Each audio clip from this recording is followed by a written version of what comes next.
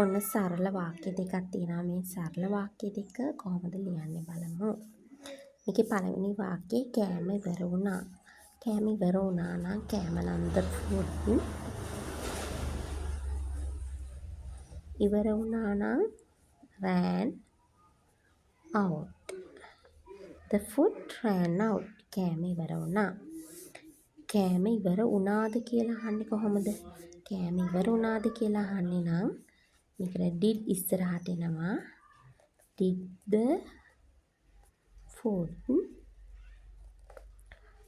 මෙතන ran වෙනුවට run වෙනවා. run out.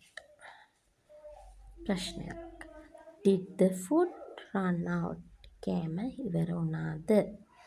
මේ වාක්‍ය දෙක ගැන කතා කරමු. කෑම ඉවර වුණා කියනකොට the food run out වෙනවා. කෑම ඉවර වුණාද කියනකොට did the food run out කියලා එනවා. එතන ran කියන එක මෙතනදී. එතනට run out කියලා තමයි එන්නේ.